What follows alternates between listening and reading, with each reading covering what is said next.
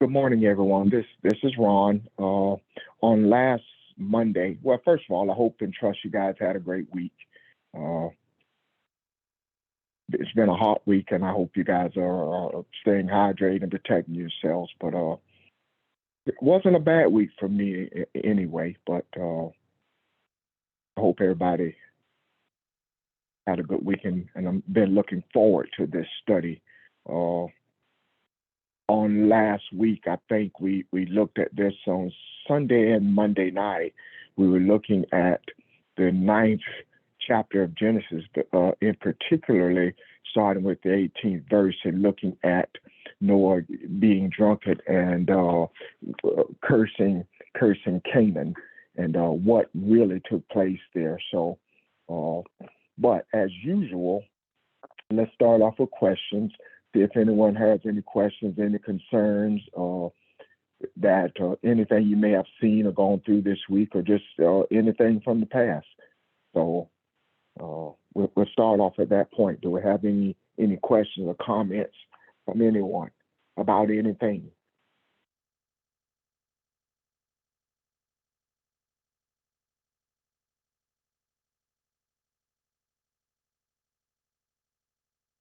Okay, no questions. Okay. Uh, the way we left this on Monday, we said we were all going to kind of take another look at it and give us some time to do some digging and see what we came up with. So uh, I'm a little excited about what I see and even what I don't see. I'm a little excited by it because I think this is when we're, as a group, at our best, when we uncover truth, when we dig things out, when we see new things, and this is something that was in its own way a little hidden, a hidden mystery that I think we at least see in part. So let's open this up again. Uh, for anybody just joining us, we're in Genesis chapter 9, and we're looking at the episode where Noah uh, becomes drunk and uncovers himself, and what truly takes place here.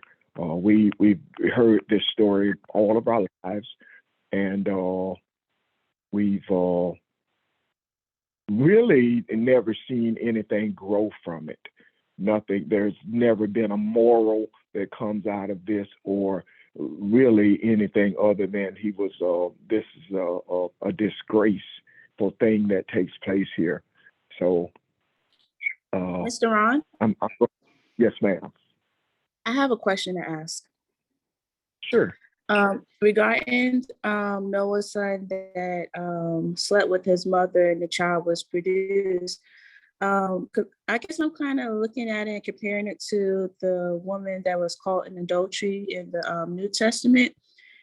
Here, it seems like the son is being held accountable, but on the other side, when the woman was caught, it was just the woman that was singled out, and the man was kind of like not held accountable. Is there a connection with that situation compared to this, or they're totally two different? Well, and someone else can speak to this. I don't think there is a woman involved here. I don't think he slept with his mother, and I don't think Canaan is the result of uh, that bond, if you will. I see it, and I see it. I see it totally different than what I saw it, how I saw it last week. Having some time to sleep, or not sleep on it, but having some time to study and really meditate on what we see here. Uh, I don't think it was that type of an adultery at all. May I speak to that? Yes, sir. Yes, sir. I think I was the one who brought up the idiom in regards to that. And one of the idioms of the Hebrew was that he slept with his father's wife. He uncovered his father's wife. However, um, digging deeper, I see that that is an idiom of the people of the East, and is one that's still the same to this day. However,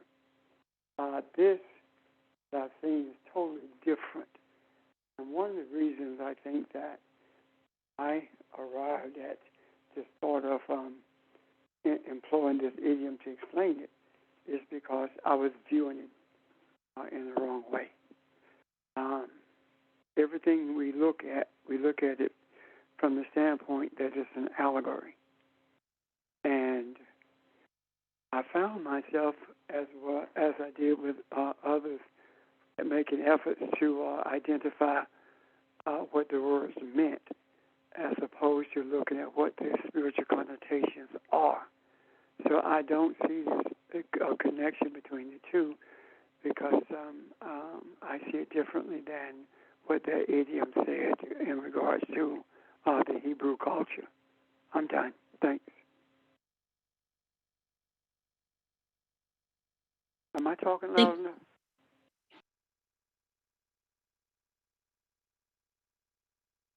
Go ahead. You are. Thank you both. You're welcome.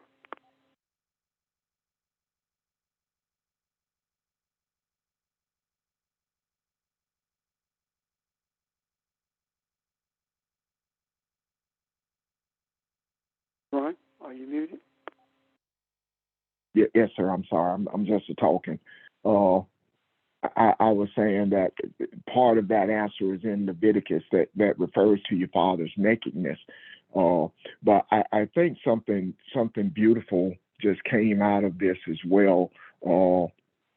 There are or have been in the past opportunities and times when a pastor and the teachers or facilitators get on the phone and we look at things for hours.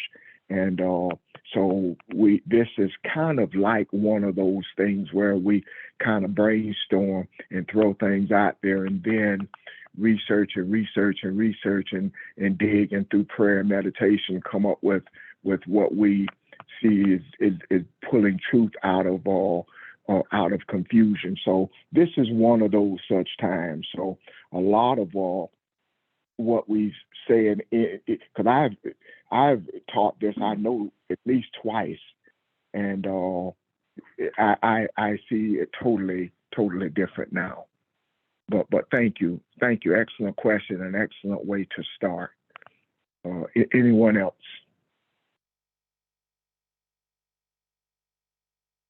Okay. Let me start off then, and hopefully we'll get some dialogue going here. I want to open this up and look at it as a supposition, and we'll go slow, and I'm real anxious to see what else others have come up with in these verses. And again, we want to look at starting at verse 18 in chapter 9 of Genesis. Now the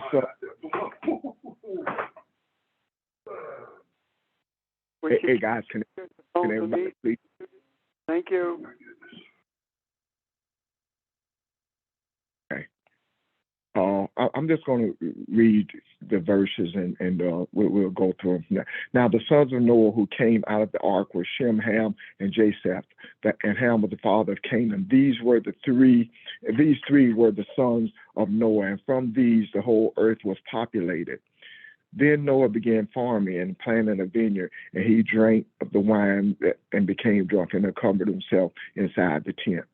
And Ham, the father of Canaan, saw the nakedness of his father and told his two brothers outside.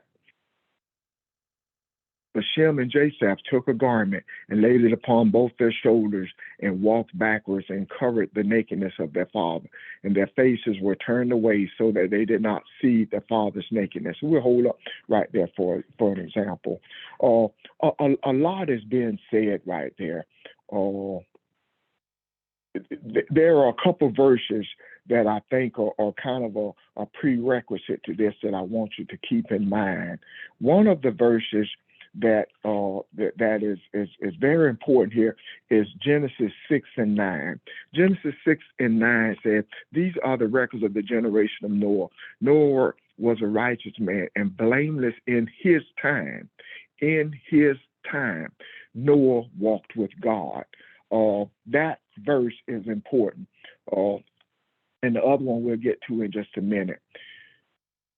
when he said that Ham walked into his hand, again, I'm putting this out there as a supposition because I want us to talk it through and see if this makes sense, okay? When Noah, when it talks about him coming into his father's tent, that was a no-no. This is a very intimate time. You don't just walk into someone's tent, let alone your father or your mother. You don't just walk into this tent. So what is this really saying here? What is taking place? This is talking about an opportunity to set things in the right direction. Noah was the righteousness in the earth. He walked with God. The earth had just been cleansed. It had just rained, i.e., going back to the creation story, Genesis. It had just rained. So here he is having opportunity to re-cleanse the earth, to elevate the consciousness of the earth, because he does. It also says in early Genesis 2 and 5 that there was no one to cultivate the ground because it had not rained. So here it is, it has rained, and he cultivates the ground. And instead of him elevating the earth, he wallows in his humanness. Now, what am I saying here? I'm saying here that do not look at these as human beings. You have to look at them as personality traits. You have to look at them as spiritual entities here. And the spiritual entity, he was not at an elevated place. The spiritual entity here is Ham was his weakest point. Ham, as everything I read, was his youngest son, meaning if all three of these boys represent thoughts, Ham was the weakest thought. Ham was the less spiritual of the three. So it is not that Ham entered the tent. It is at his most intimate moment, he was invited in. He is a thought. It is no different than us wrestling with the thought that says, you are Elohim, and you're saying, how can I be Elohim? Why did God choose me? How did I get to this point? It is not you getting to a point. It is not God elevating you. It is the decision that you made to follow and pursue truth at any cost. Likewise, with Noah, it says that Noah walked with God. It says that Noah was blameless in his time. That is a decision that he made. And in being that decision, he got to be he got to walk again through the same dynamics of spiritual being as being captured in one place with all his animalistic thoughts. And when he comes forth, he does cultivate the ground, but he never elevates his thoughts. He stays at the bottom level of what he's always seen himself as, instead of recognizing that the consciousness of the earth is his to cultivate. Noah is not a man. Noah represents all of mankind. He represents the plight of the spiritual man who's on the journey of seeing himself and being transformed into Elohim. The difficult. Yes, sir. Go ahead. Two things. One, Noah's name means to rest. So is it not speaking to the idea of pausing, as we would on Sabbath, and taking inventory of our relationship with the Creator? And that leads into a deep type of meditation. So when mankind takes the time to reassess its relationship with the Creator, it leads to a state of meditation. And during that state of meditation, there's the opportunity to cultivate or to sow seeds of spirituality into the atmosphere or into the macro. Is that what you're saying? And he ended up doing something that is what I'm saying. And looking at it just to stay in line with the verses, I'm saying the same thing, Pastor. Genesis 2:5 said it had not rained, there was no one to cultivate the ground. In other words, if you look at this, there is no one to elevate thought. There is no one to take man out of the state of confusion. There is no one to show you who you are. So yes, we're talking about the same thing here. So his time of rest, though he does take this pause, he takes a time of rest, but instead of using it to elevate himself, instead of using it to elevate mankind, he uses it to wallow into his humanness. He uses it to wallow into the lowestness part of himself, being the youngest part of himself, the most immature and less spiritual part of himself is where he finds rest, and that is what causes his drunkenness.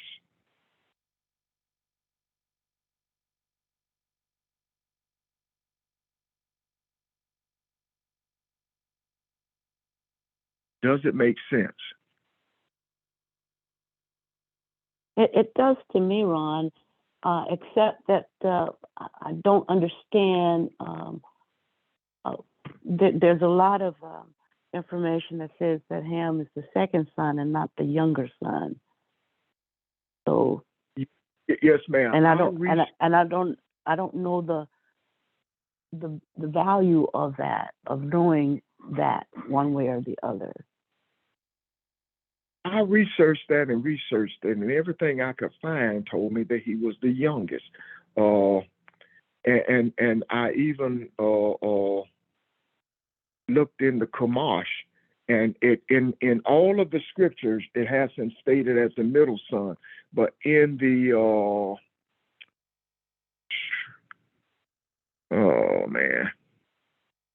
something I read from the Kabbalah, from another book, excuse me, I don't want to get into that told me that he was the youngest son and explained it, and Japheth would be the middle son, and I saw that enforced over and over again. I will, and I almost stayed away from that part of it, but I thought it was important to point out, because I think Ham does represent his most immature thought, his less spiritual side of self that he decides to concentrate on. But you're absolutely right.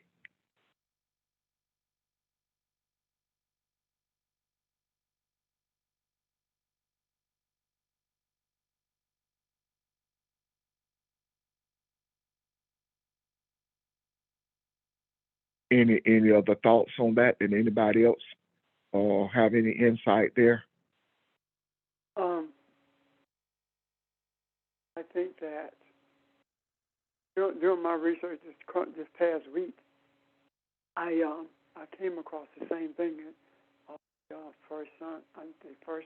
The youngest son rather, and the scriptures talk second son, and I agree with Barbara in her question. Does it really have an effect on the direction you're going in?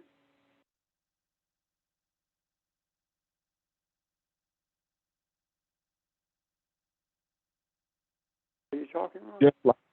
Just like for example, one of my sources that I took, that because I try to stick with the same sources, because things vary so much when you're looking up Hebrew and Aramaic words, and numbers and letters, and you get different definitions, and I try to stick to the same sources. And one of the sources that I looked at talks about Japheth meaning beauty, and means to be fair. Japheth also means to be widened. God will make widen, or God will enlarge. So that part I get. But under further study, further looking, evaluating this thing, how they reached the conclusion that Japheth was fair, Japheth was beauty, it did not mean balance at all. It meant that they thought Japheth was the white-skinned of the three brothers. And the white-skinned one is the one that they credit with forming Europe. So that's where the beauty came in, as to say he was fair compared to what the rest of them look like. So I dismiss that part of it, and kind of look at Japheth now. God will enlarge. I kind of see that part of it a little bit, but the beauty part really does not apply. So if we were doing this and studying these words, there are just things out there that I guess we agree with and don't agree with, and that is one of them. And you're right, Barbara. That was kind of mysterious to me as well. I tried to stay away from that during this week. When I was looking at stuff, it became really ridiculous at times. One of them said that one of the sources said that a curse cannot change their skin color, so the curse was not about him being black.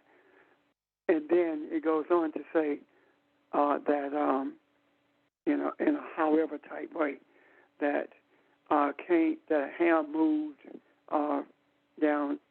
migrated rather into Africa, and the skin tone changed in order for them to be able to withstand the environmental conditions of the heat. So that these ridiculous things are out there, and you have to be very careful in terms of how you read them, because, quite frankly, the understanding as to how slick and how devious Caucasian writers are, you have to be very careful, because they slide things in that has no scripture value at all, and only speaks to the depth of racism in their hearts. So I too came across those kinds of things as well. So I think that what we should do is kind of sort of see what the relationship between Ham, Noah, and the brothers, or the relationship between the brothers and Noah are. And again, I'm not speaking about men. I'm talking about knowing the relationship of these thoughts. How did they come about? How do they affect us to this day? And why was the allegory written in this way? I have some thoughts about the reason I think it was written this way. However, I don't want to break your chain of thought, Ron. But I do want to ask, does this make sense in terms of our being kind of leery of some of the things that are out there?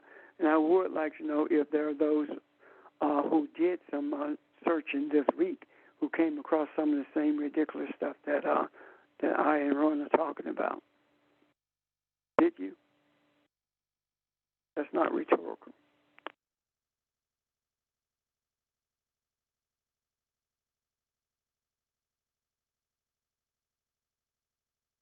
Barbara? I did come across a number of, not a number of, but several sources that talked about the fact that that people have this erroneous idea that Noah cursed Ham, and and they have been calling it the curse of Ham, when that is not the case. Noah cursed Canaan, the son of Ham. So what has been perpetuated is the fact that Ham was the one that was cursed. Yes. Thank you. And if we look at these again as conceptual terms as opposed to actually physical people, all I'm saying is that there is a Ham in all of us. The Ham in a excuse me, I'm sorry. The Ham in us is our doubt. The Ham in us is the one that says, why me? The Ham in me is the one that, and this is a personal thing, the Ham in me is the one that gets upset every time he sees something racial happens on television and gets angry about it and can't control that. Or I won't say can't control it, but have to turn away from it. So the part that protects me, the part that equalizes me and brings me back is my Japheth and my Shem. They are the part that covers my shame when I get there and say, Ron, why did you do that again? Why did you go there? They are they bear the burden on their shoulders to cover me and bring me back to self, as does if you will, to look at it this way, that's what James and John, was it, did every time Peter became Peter to Jesus. They were the balance. They were the equalizer to bring you back while you wrestle with that human side of you that will take you out of balance. So that's kind of what I see here when you look at this. We all wrestle with this, and the shame of it and the humiliation of it is when you see yourself, when you see the nakedness of yourself. I have uncovered myself. I am Elohim, but I have uncovered myself when I wrestle with these things and allow the darkness and confusion to win. When I really, really know who I am. And to keep in mind, it is not so much that we need to have a why me, or that does God really care this much about me kind of thing. It's just that you have started the journey. You took the step to walk this path and to say, I really want to see and understand truth. And this is a part of it. So when you start to see the enlightenment, we do shy away from it because it is a place we have never been before. And it does not look as godly as we thought God should look like. So we shy away and we bend away from it, and we go back to what's familiar. We go back to being drunk. We go back to being intoxicated in the lowliness of the humanity that we can be.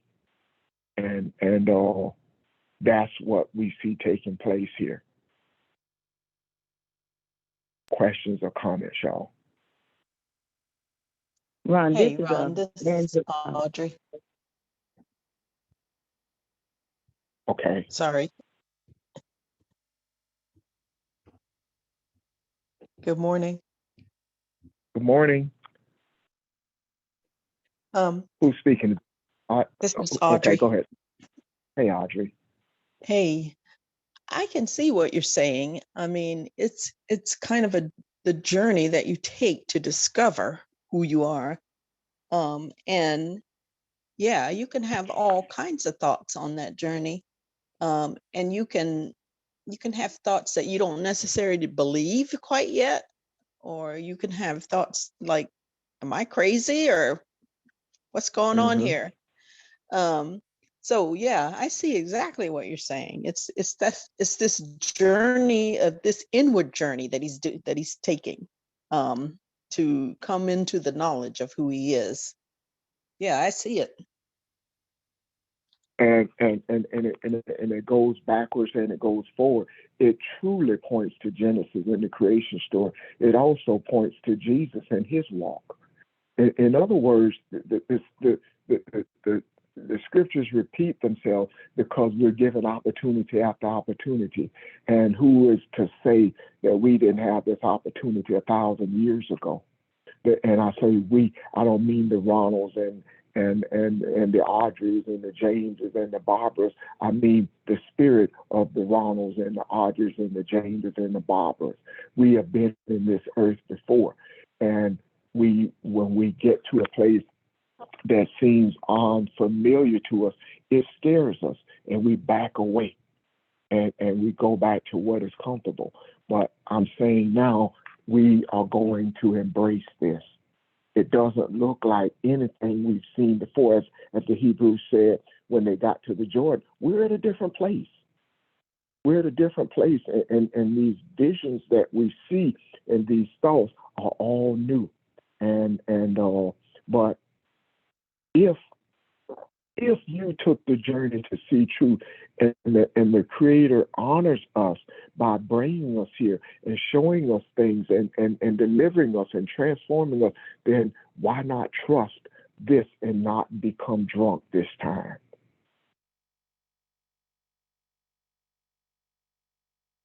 Not get intoxicated. So I see if someone sees a part of this that I don't see, or and again, this is a supposition, which means I don't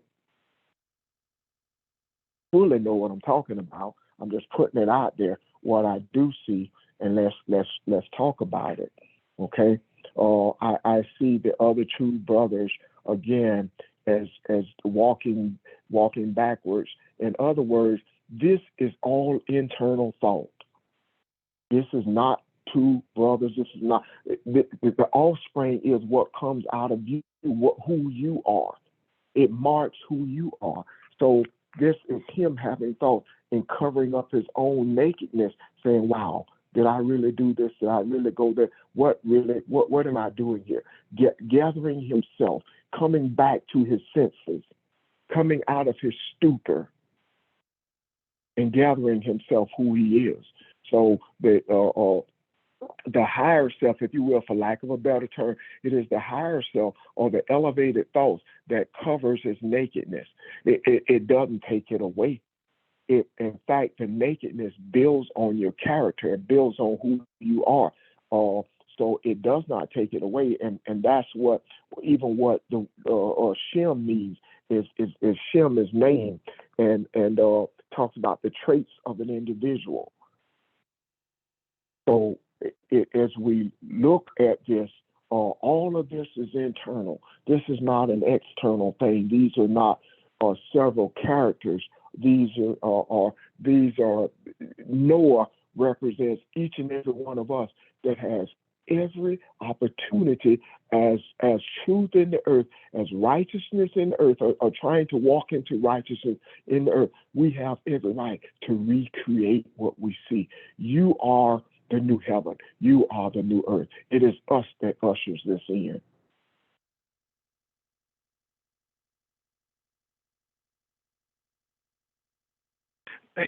Good morning, everyone.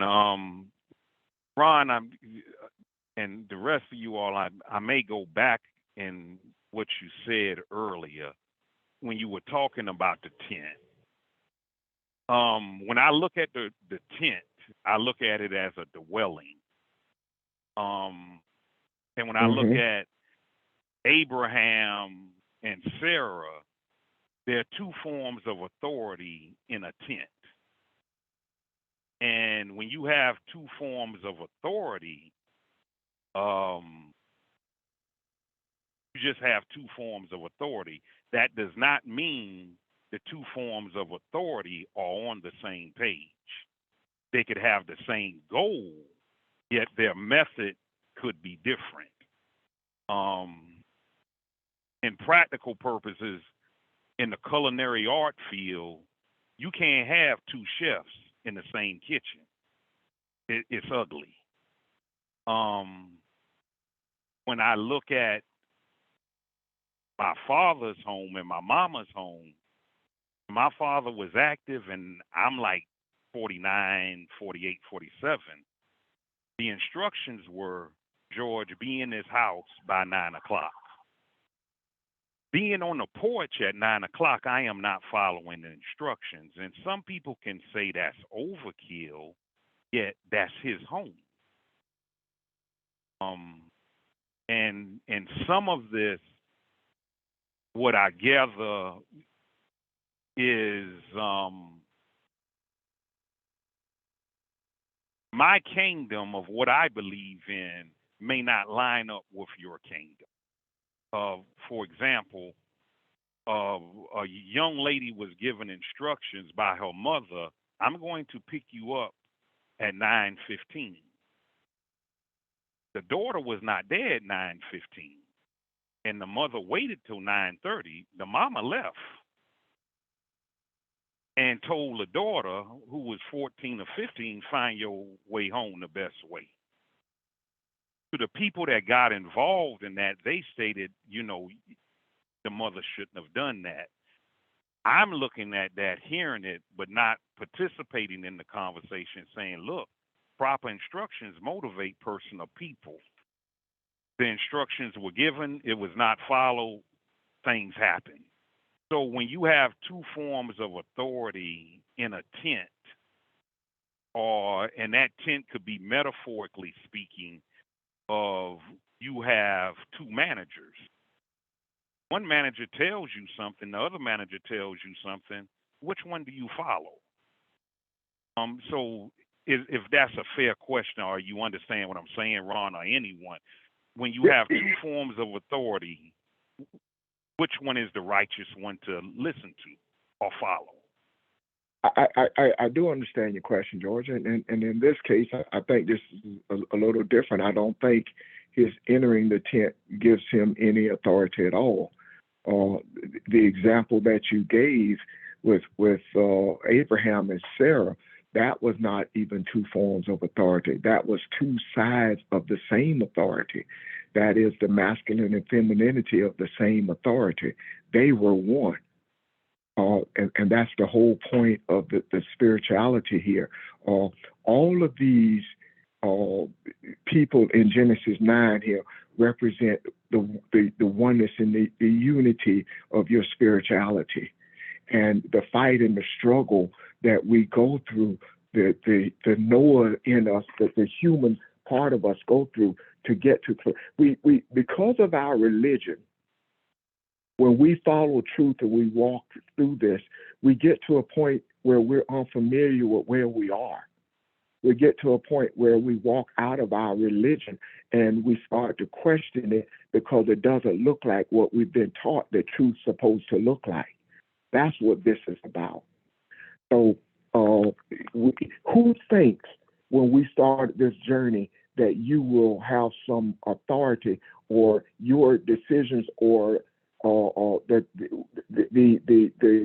things you do can have an impact on the whole universe, not only in South Carolina or Georgia or California or Pennsylvania, New York, or wherever you are, but throughout the whole world.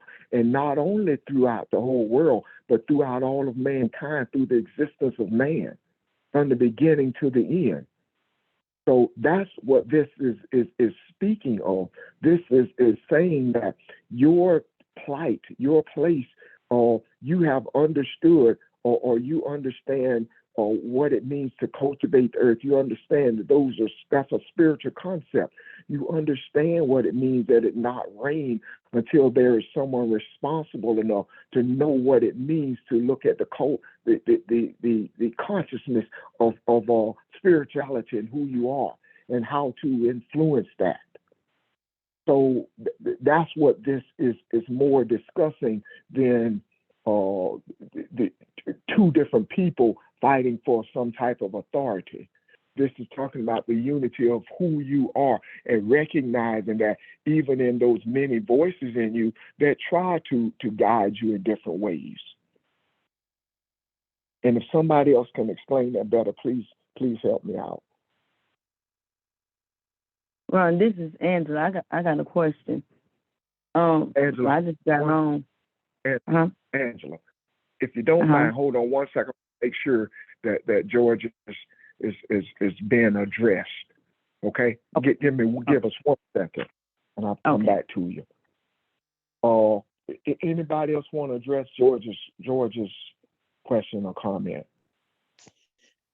Ron, this is Audrey. Hey, Audrey. I can see what George means in terms of this is kind of an internal journey that Noah is on. And he's having, remember, I guess last Monday or Saturday or whatever, when I looked at that, I said the wine represented thoughts and the vineyard represented his toiling to make a connection with the Creator. So if he's he's having these thoughts and he's trying to make this connection, there is a duality there, because first of all, he's hearing what the Creator is saying, but then he's also having his own thoughts, in terms of his physical self, having gone through all of what he's gone through to get to this point, not totally understanding what's happening, and not totally sure where he goes from there. So there is a duality of thought. If and he's probably struggling with, is this really what I'm hearing, or am I just crazy or whatever? Yeah. So I can see it in that way. Yeah, you're absolutely right. There is a duality, and I did not state it that way. You are absolutely right. And I did make note of that, and I was going to come back to the vineyard part, the struggle to make connection with the Creator, and that's what I wrote down. That's how I wrote it down. I can't remember how you said it, but that's how I wrote it down the other night. So yeah, I see that, and it is no different than what we struggle with as well.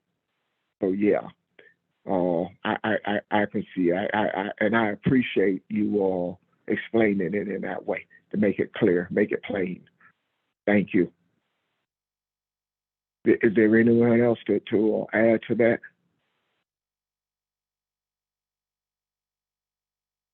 George. I'm good. I'm better than what I used to be. Well, I asked the question. Thank you. Okay. As long as it makes sense. Thank you. I'm sorry, Angela. I just want to make sure we were clear. I really think this is a super, as all of them are important. But I think this is something more to this. And I just think it's important that we see it. But yeah, Angela, I'm sorry. Go ahead. Oh, you fine.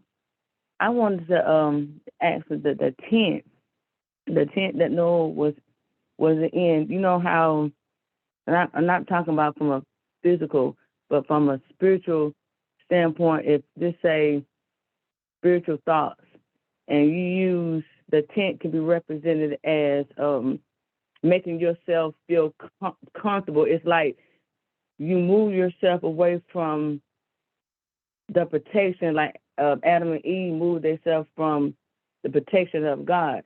So I'm creating this tent to make me feel comfortable because I know that what I'm doing is not right. So this tent makes me feel comfortable. It's like I'm creating my own spiritual thing to make me feel good inside because I know that it's something that I'm doing that I don't supposed to be doing. So that's my question is, am I wrong, or does the tent mean something else? That is an excellent question, and I'll go back. George provided part of the answer when he called it the dwelling, his dwelling. That you're right. It is your place of comfort. It is your place of intimacy. It is that inside place, that place inside of self where you feel the comfort, or you feel the most comfortable. You feel comfortable with your thoughts. It is a place of intimacy. So it is not a place that is welcomed by anyone else. You don't let anyone in that space. It is a place that is hollowed out for you and for you to have such thoughts and to find yourself. So yeah, I agree with you wholeheartedly. And regardless of whether or not those thoughts are righteous or unrighteous for that matter, that tent serves the same purpose. It is that place inside of you that you go and dwell when you need to be alone, when you be in that meditative state, if you will. Ron, Yes, yes, sir. I see that also, the tent also Uh-huh. as being the place where Noah lived. For example, I see the tent as being the body, and entering that space are the thoughts. When he talks about entering his tent, I see that as being the outer shell of the tent. Yet, when you get into a meditative state, you're open for your thoughts to flow or for other thoughts to come to you. So I may be saying the same thing that you're saying. I don't know. Do you understand what I'm trying to say? Yes, sir, I do. And if you and Angela will allow me, let's propel that a little further, because you said something important there. Again, we talked about Shem and Ham and their names and what they meant. It is extremely important that Pastor and Angela's question just took us here. It says, "May God enlarge Japheth and let him dwell in the tents of Shem."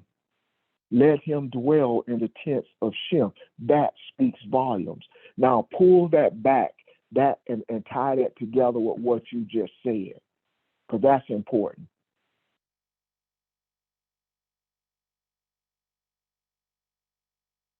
You with me, Pastor?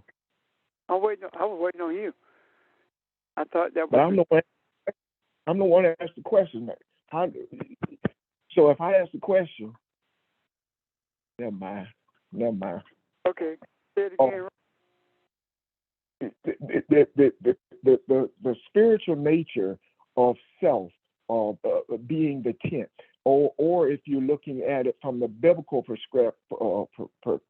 biblical side of things, the way you look at Abraham, how sacred that tent is, that tent backed up to Sarah's tent. There was something very intimate about that. That is your highest place, highest level of intimacy. So it says here, let Japheth dwell in the tents of Shem. So what is that saying? Because that speaks to something. Japheth represents which thought, and Shem. I don't remember. I can't separate the two right now. I don't have my notes in front of me or my sources. What did Japheth and Shem mean again? Japheth means to enlarge or be or be enlarged by God, to be widened. Shem means name. Shem talks about the trait of an individual, the traits of an individual. So the character of an individual. Yeah. I see it. When he talks about Japheth entering the tent of Shem, it's talking about Shem's character being enlarged, meaning that the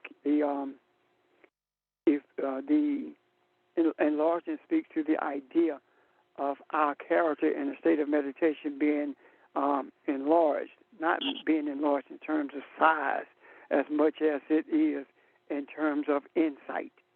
Look beyond where you are, and you will see.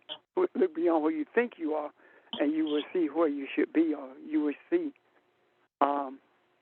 You would see the journey that you're on, or something. That's what I'm trying to say. Okay. So it's enlarging your insight of who you are. So this is pertinent to all of mankind, to all of us. So right now we are Japheth in terms of when I say we, everyone who speaks clarity is expressing Japheth, because it is an opportunity or it is the desire to enlarge our view of what all of this means. Does that make sense? Yeah. Yeah. Yeah.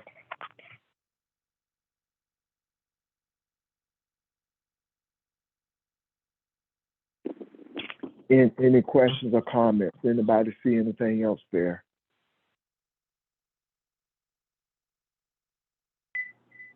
Um,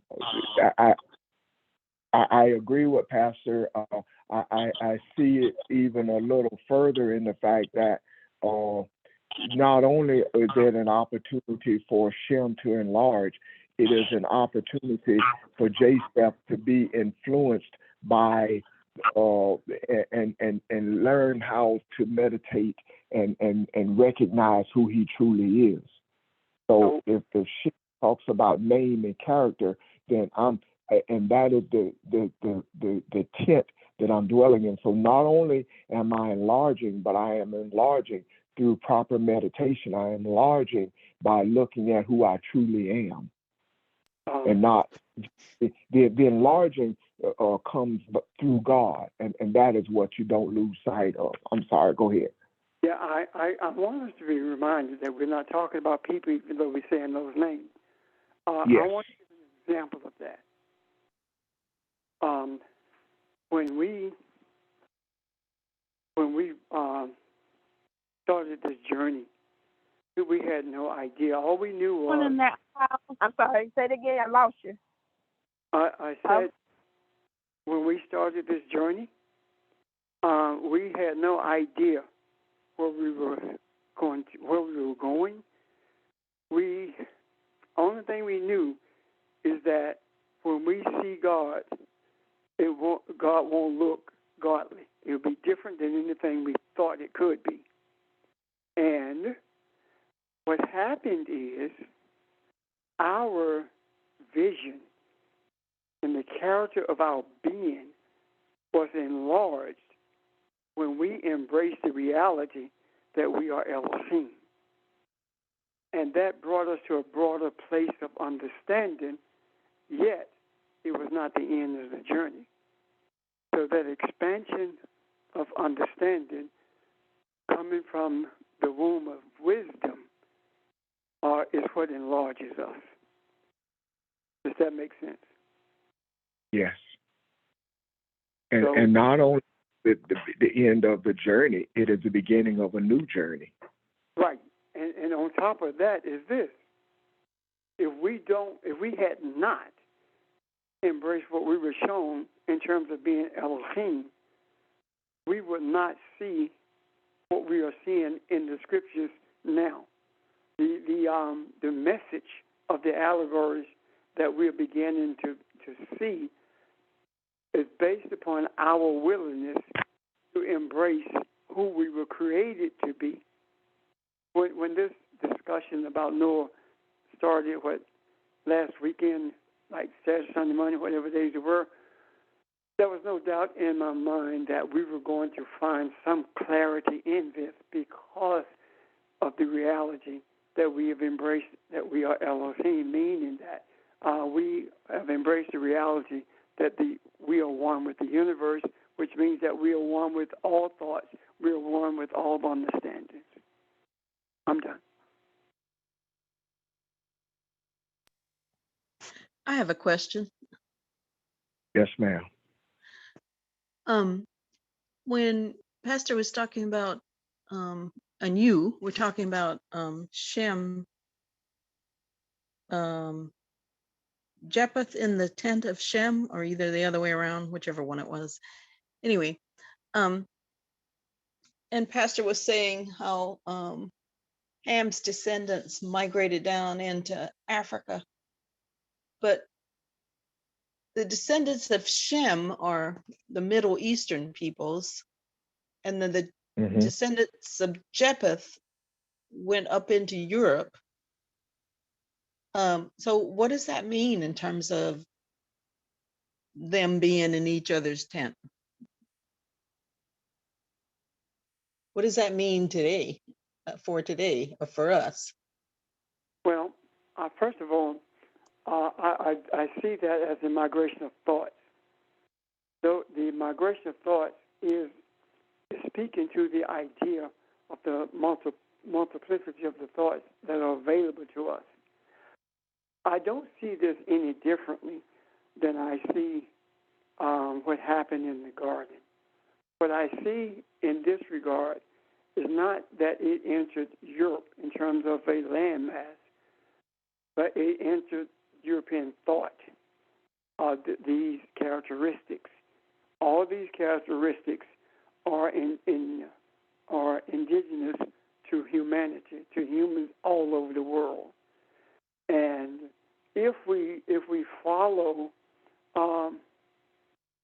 the thoughts based upon what happened in the garden, then we will begin to see that not only were there thoughts of functionality, there were also thoughts of dysfunction, and the transformation of those dysfunctional thoughts is what brings about life itself, which gives us the knowledge of the tree of life. So I don't see it as being the progenitors of Europeans or being the progenitors of Africans, etc. I just see them as thoughts that are pertinent to all of mankind. So Audrey? what thought characteristics do you mean specifically? Okay. Yeah, the European thought is the thoughts that have been destructive to humanity because of greed, because of desire to conquer everything. That is immaturity. And that thought is necessary.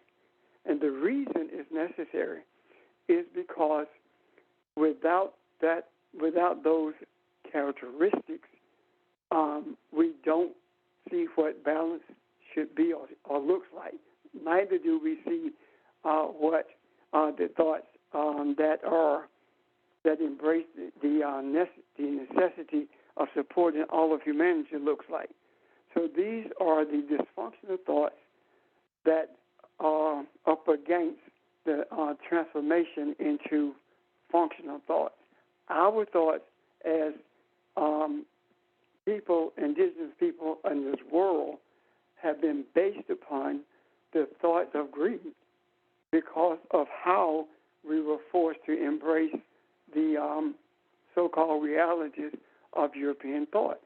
We were forced to embrace the philosophies of philosophers of Greece, even though they were that the philosophies were contaminated because of how they were stolen and misunderstood. We embraced the reality, not the reality, the false reality of the false reality of the scriptures themselves, of believing the Bible was saying one thing when it really wasn't. It was speaking to something totally different. I hope that I'm not rambling. I'm helping. Does that help, Audrey? Yeah. But I would also think how, and I guess that goes along, just thinking like how today how the speaking in general, how the thoughts of Muslims and Catholics sort of run along the same lines, and especially in terms of how they view cultural phenomenon and how they view women, lots of things. They seem to have similar thoughts on that. Yes. The reason is because Catholicism is the genesis of Christianity. And Right, and it's also European thought. Absolutely, yes. Catholicism is a corruption of Eastern thought in regards to spirituality. That's the manipulation, that's the greed that's involved in that the whole world has been forced to embrace. And now that the eye is open, those thoughts are being transformed into thoughts of positivity for the whole of humanity, recognizing that greed is damaging, recognizing that conquering speaks to the idea of destruction as opposed to construction. So that's where we are. That's where we were. That's not where we are now. And our objective is what? Our objective is to accept the reality that Christianity is a corruption of Eastern scriptures. Christianity finds its beginning in European thought, and that European thought is Catholicism. And because we have been so indoctrinated, it is extremely disconcerting for some people to say, I'm not a Christian, because it's been so deeply ingrained in us. I can remember the first time that I made a statement, I'm not Christian, I'm spiritual. That felt so uncomfortable. However, now I'm comfortable with it because it's the truth. I'm not a Christian. I do not follow the European thoughts of oppression and manipulation and greed. So, hope that helps. Yes, thank you. Okay. Mary, I hadn't forgotten you, but I want to point something out that Barbara brought up. And this lesson is different, and I'll show you in a minute. Something we all miss is this, and it's right here in our face. Look at verse 24. Look at verse 24 in chapter 9 of Genesis. You see what that says? When Noah woke from his wine, he knew what his youngest son had done to him. His youngest son. Even though that's in plain sight, there's something here that just doesn't just read. I feel like some of the scriptures we've studied kind of comes to us, and this we're having to go and get it. We're having to work at it a little more. So maybe subconsciously, but as I was saying before, in all of the other readings, I read it was saying that Ham was the youngest son. So that's where I got his most immature thought, his lowest level of consciousness. That is God, it's sitting right there, and I didn't allude back to it. But to get back to what was said about the tents and Angela's question, Angela, how do you feel about that? Because I think I like this. I think even bring Audra's question in. See, what we have to remember is, at this point of the game, or this sort of story, we are still talking about the thoughts of the most righteous man in the earth. So that gives him the authority to elevate the consciousness of the earth. So when it's Japheth dwelling in the tent, that's what I thought about. This is an opportunity to not be in the place we are now, not be in the place Audrey was just describing, but be in a more spiritual place, more of a place where you see self for who you truly are. That's what it means by character and looking at the traits of who you are. It's talking about being true to what you are, what you created to be. So in dwelling in those tents, it's talking about, it's talking about that type of intimacy, getting to know self to that degree. And that sounds foreign. You say, well, I know myself. I know who I am. I'm talking about how often Do we turn off the music? We turn off the noise, and we get to self and really contemplate. I don't mean necessarily you got to get in a pose and hum, but I'm just saying get to know who you are, why you are like this. Why do I like this color? Why do I want to know truth? What does this take me? How has it changed my life? What am I here? Why am I here? What do I do with this? How do I help mankind? Why are you showing all this to me? What am I to do with it? Where is this gratitude that I feel? You ever get to a place where you just feel pure gratitude? What is all this? So when it talks about knowing self, there's so many layers to that. And I dare say, if we had looked at this, and I don't want to forget something Audrey said when she talked about the wine, meaning thoughts, and the vineyards, talking about connecting to the Creator. He's going through a struggle. Even though he's the most righteous man, he's struggling, as we struggle. And when you struggle like that, it does feel alone. It does feel like this can't be happening to me. Why would I think I'm supposed to know this? Who am I? And we go through, again, layers and layers of those voices. So, yeah. Yes, sir. One of the things listed here, Ron, speaks to the idea of this being an allegory instead of physical reality. Read verse 23. But Shem and Japheth took a garment, laid it upon both their shoulders, and walked backward and covered the nakedness of their father. Now,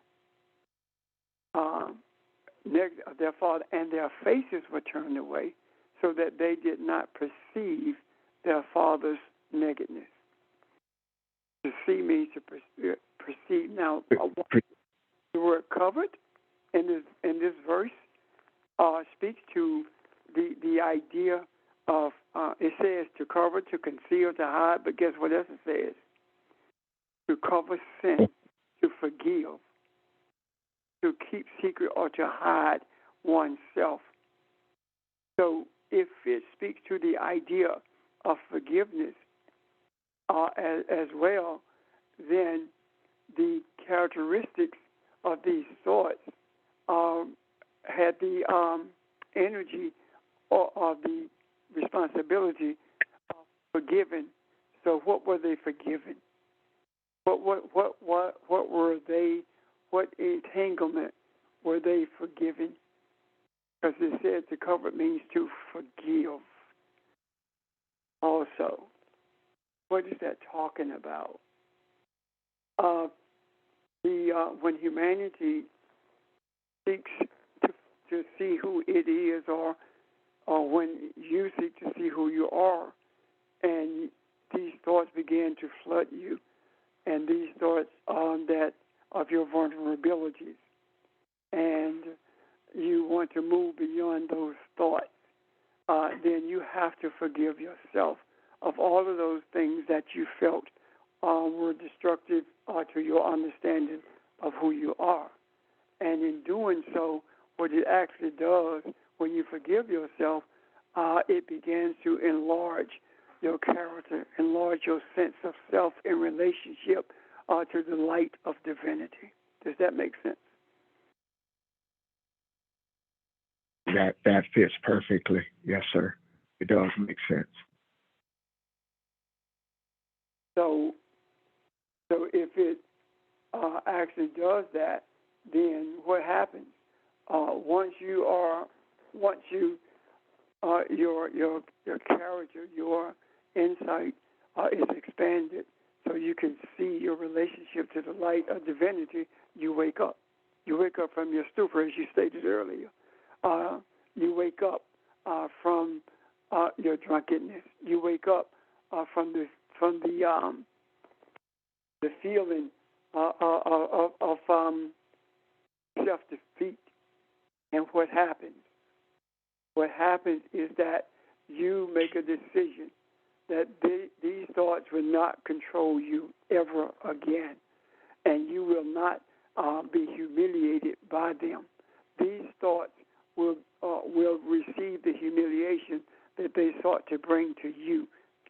Canaan is humiliation, and they thought that of humiliation brought to you, and these thoughts of humiliation will be subjugated to the authority of Japheth and Shem, meaning that every time they make an attempt to rise up, they will be a servant to your the expansion of your understanding of who you are, which means that they will never have control over you again, because you have embraced who you truly are. And moving forward, these thoughts will not put you in the place where you were in your state of drunkenness. Does that make sense? Yes, does to me. And now it says that in 28. Hold on. Quick comments, y'all. Quick question to comments. Because he's saying a lot. So what we're saying is love covers a multitude of missing the mark, of entanglements, of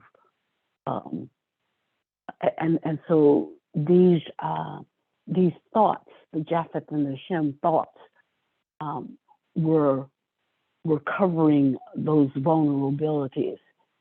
But the thoughts of Ham,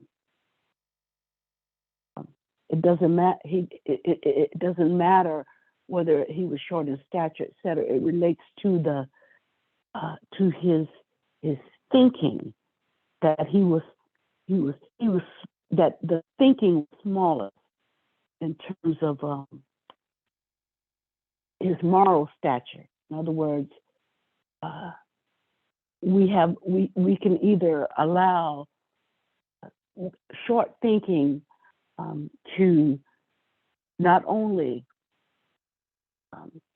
go and spread, not only see our infirmities, but go ahead and or others' infirmities, but we go and spread it to others, tell it to others, which does not protect them, which does not cover them, which does not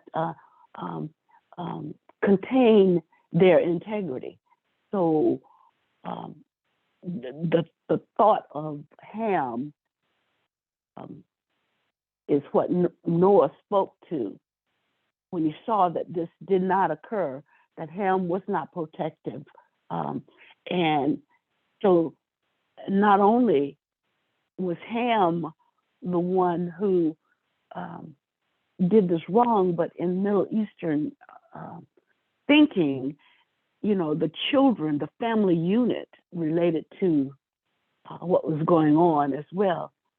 And so that's when God used to talk about, cursing to the third and fourth generation, until we knew the truth that, that there's an opportunity to get beyond this. But at this time, Noah was prophetic in terms of what he was thinking, in terms of his thoughts about Ham. If this will happen now, it'll happen down the line, in terms of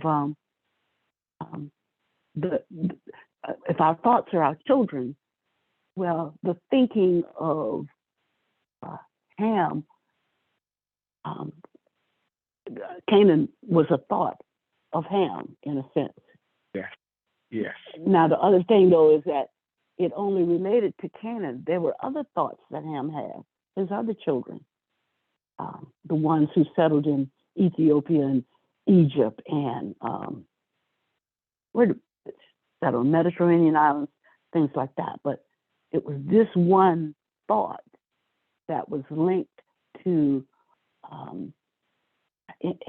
immaturity, as you said earlier, and to moral not having good moral stature. Can I jump in? Because something just occurred to me. In Genesis 10, verse 6, it says the sons of Ham are Cush, Egypt, Put, and Canaan. And Mhm. I can interpret that. Can I interpret that as Canaan being the youngest? Yes. So the curse of Canaan is the curse of the immature thoughts? Your immature thoughts will bear the burden of mankind. Yeah. Yes, yes, yes. And they will continue to be immature spiritually until we understand who we are, the Elohim that we are. Yes. So yes, Yeah. we're basically sort of quote unquote cursed if we don't take this journey to find out who we are. And that is significant to us. What you just said, Audrey, is extremely significant. Why? Because the curse is not what we have been taught that it is. And if you really think about what was happening to us as well as others before we saw the need to take this journey, we were living in a state of being cursed because we didn't know who we were. And that in itself is invisible agony. It is a tragedy that is unseen or misunderstood. And the reason I believe that it is a tragedy that's misunderstood is because the curse led us to a state of enslavement. Enslavement not so much to men as to their thoughts and perceptions of what life should be as opposed to what it is. And I want to bring up another point after that. Does that make sense first? Yes. Yes, it does. Thank you. Now, This is Ann. I have a question. Okay, you talking about the curse, and I could be wrong, but when when Noah was struggling within himself, and his sons, covered him up, and then he cursed Ham for what they did. When Jesus looked at it, when Jesus said, "Forgive them, for they know not what they do."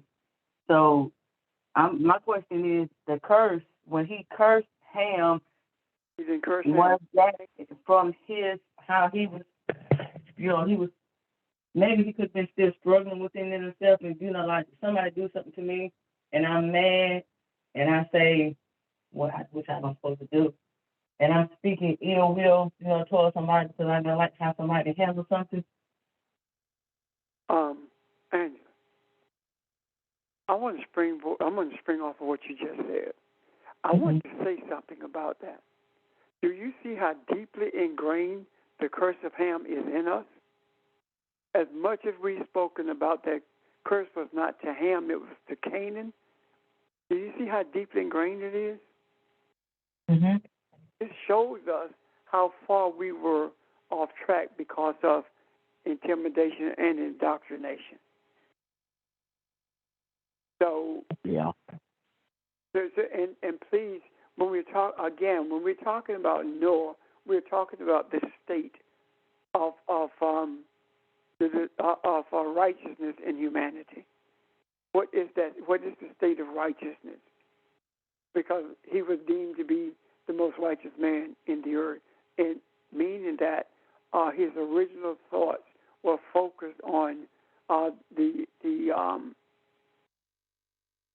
divinity or of humanity, and those thoughts were contaminated, and the contamination of those thoughts were when he went in a state of meditation. The first thing that came to him was a thought of his vulnerability of being naked, of being open, and he was ashamed of that. Now, I hope that helps you, Angela, and the rest of us to focus on the curse being towards Canaan, the idea of humiliation. Okay, Mm-hmm. so does that help? And the idea of immature thoughts. Right. Thank you. Absolutely. Absolutely. And see, that's the other part that I was talking about when I mentioned. I said at the very onset, I said there were two things that kind of helped me see where this was going. One was Genesis 2 and 5. It had not rained, so there's no man to cultivate the ground. This points to a new place of production. The other thought was in Genesis 8, verse 21. It says, the intent of man's heart is evil from his youth. And we take that youth to mean physical boy, but it's talking about the immaturity of his thoughts. When man is in his youth, he is immature. He does not recognize or know who he is. And that's what, I'm sorry, go ahead, Pastor. Well, speaking to what you just said, if there were not the existence of immature thoughts, when you said evil, it means unripened or dysfunctional. If there was not the dysfunctional thoughts, there would not be functional thoughts. So yeah. The dysfunction of humanity is was done on purpose, and we lived and wallowed in the religion of immature thoughts and immature directions that were given to us for spirituality. Not only were they immature, they were evil, they were unripened, they were dysfunctional, because regardless of how long we stayed at the altar, nothing changed. Regardless of how long we made efforts to be pleasing to God based upon what we were taught, that never happened. Because the pleasure of our Creator comes from our knowing and embracing who we are. One of the other things I wanted to say is this. We've talked about the idea of the character of humanity being expanded by virtue of self-forgiveness. And if you read verse 28, it says, and Noah lived 350 years after the flood. The idea of lived does not speak to being in a human body. The idea, it means that the thoughts were recovered. He recovered. He had a new beginning. How did I get a new beginning out of that? It says that when we come to grips with the reality of who we are, we have a new beginning. The new beginning is the recovery of who we really are, understanding, accepting who we really are.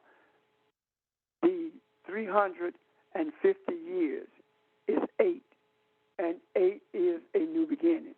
So after this cleansing, after this depth of meditation took place, and redeeming itself from its immature thoughts, that in itself created a new beginning. Does that make sense? Yeah. Can I add to that, Pastor? Sure.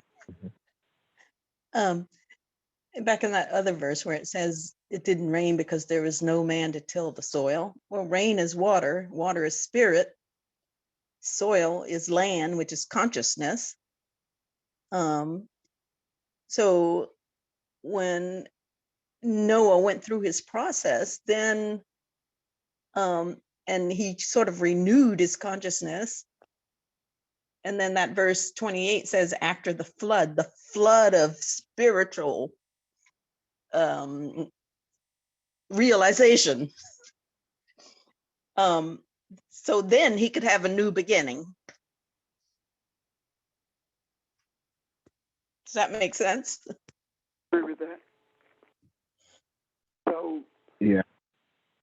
so in essence, if I may, what we're talking about is humanity has the opportunity to do what?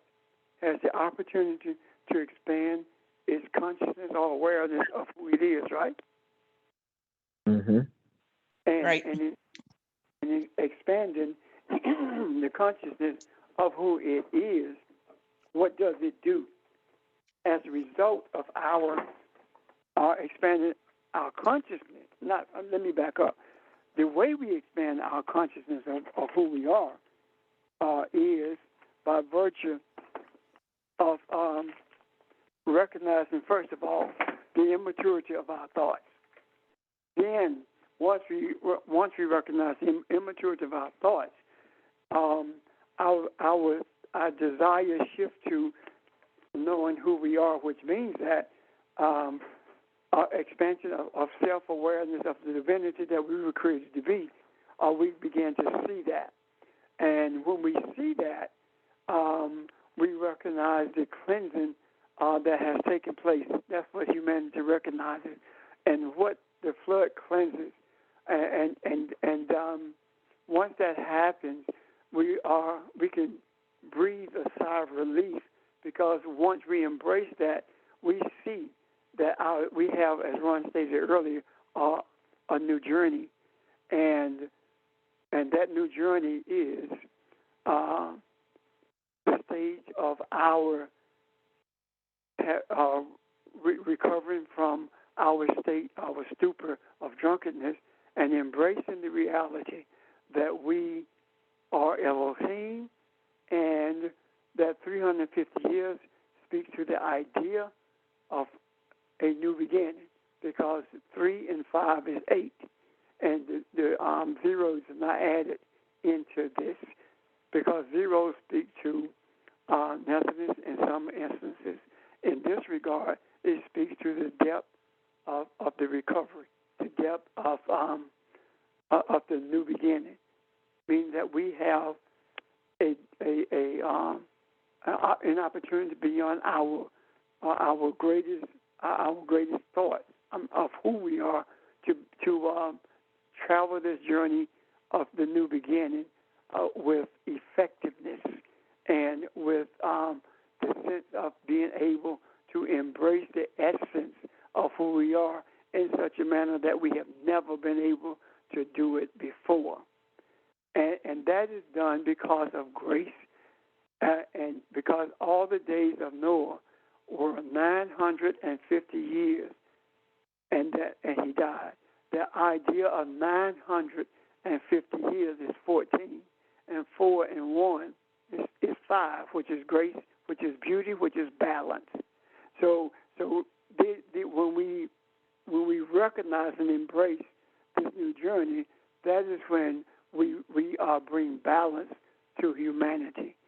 And I do believe that the major reason that we've had such a struggle with this is because the universe wanted to make sure that all of our focus and all of our desires were in one place, and that place is a type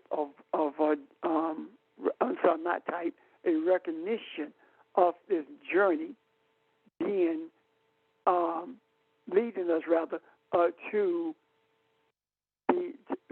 to balance, leading us to beauty, which is balance. That's what I see, and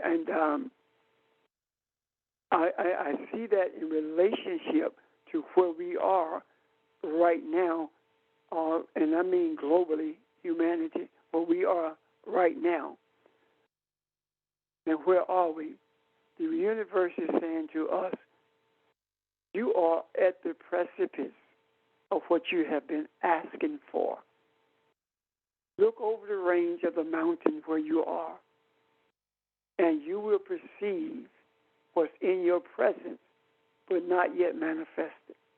And that is balance, because you have faithfully not only traveled the initial journey, but taken every journey that you have been shown.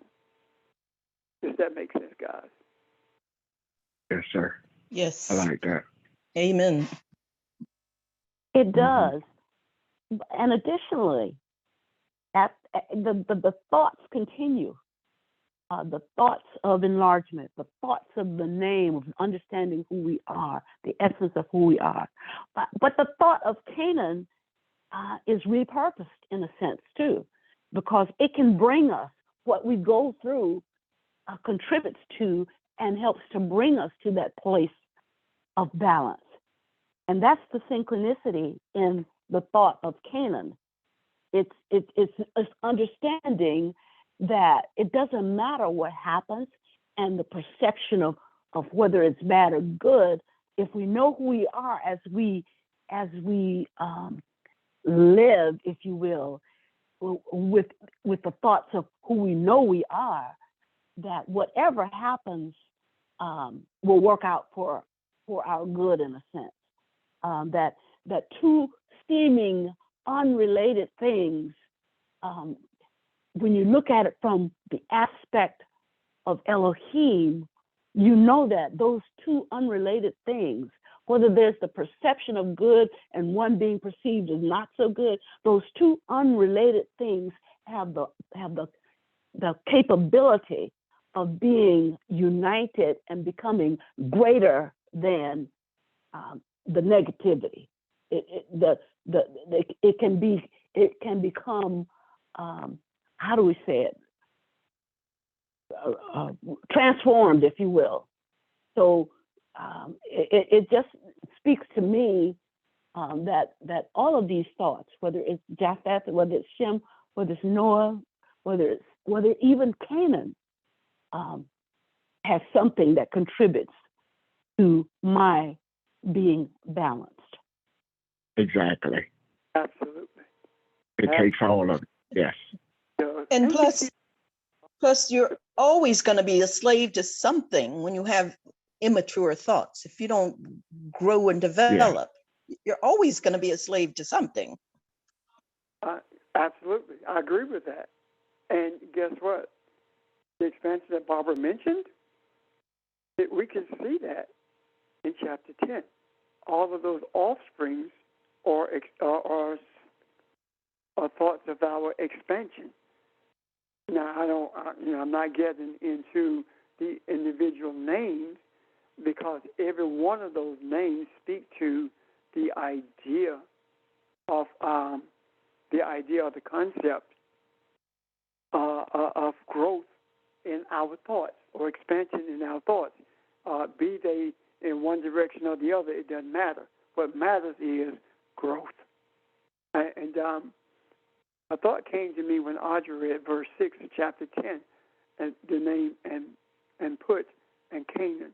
What came to me, suppose that Put is speaking to the concept of Ptah, which is deemed to be the spiritual essence or spiritual authority or spiritual creator in Egyptian understanding.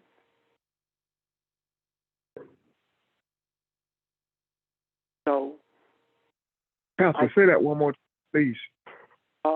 Verse 6, chapter 10, speaks one of Cush and Put, right? And suppose Put, P-U-T, is should have been translated Ptah, P-U-T-A-H. Yeah, okay. That's what I was saying. And what is Ptah? Ptah is the recognized deity of Egypt. When we look at Egyptology, or we look at the Kushite kingdom and the establishment of Egypt, the hill of Ptah speaks to the elevation of spiritual essence of mankind. The word Ptah is used like we use Elohim. Yeah. Okay.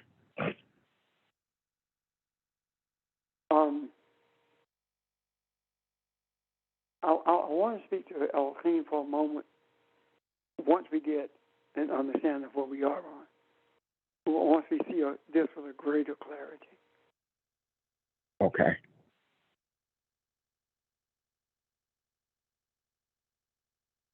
We have I'm stuck in a. I'm stuck. Will somebody help me? Was there a place where the children of Put were enumerated?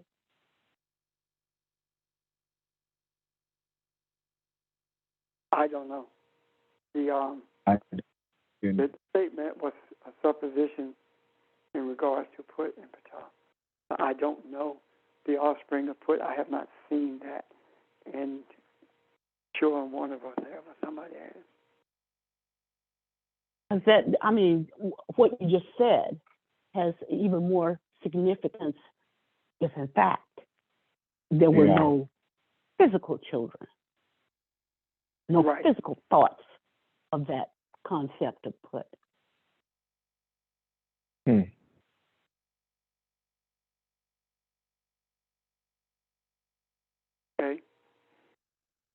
Yeah. Makes sense to me.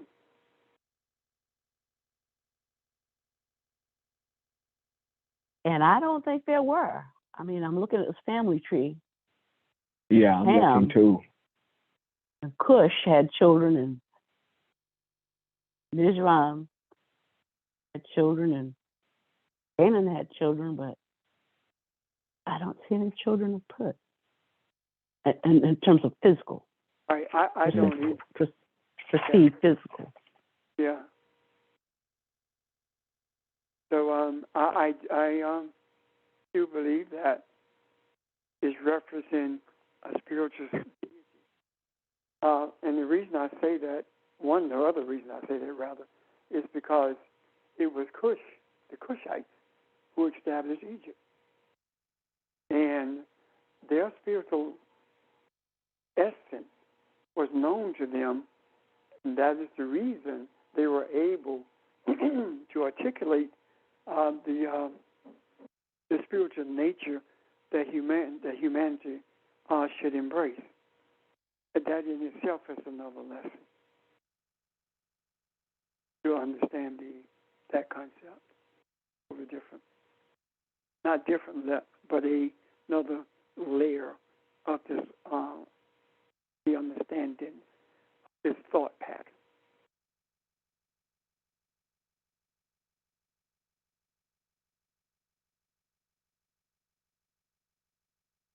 Wow. I think a lot has been said today, y'all. What do you think? Think it's a good place to maybe take a pause?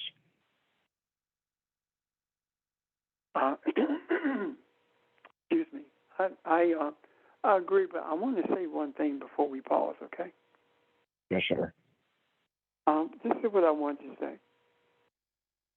I want to reiterate this as often as I sense it, on hoping that if any of you sense it, that you will either ask a question or relay this sentiment. And that is understanding that Elohim speaks to authority. Elohim speaks to judgment. Elohim is making decisions. Elohim makes a decision about what happens in their consciousness of the earth. And if we know that we are Elohim, that means that we embrace the reality of the authority with which we were created, which gives us not so much the opportunity, but the responsibility for bringing balance so that as above, so is below. I'm done.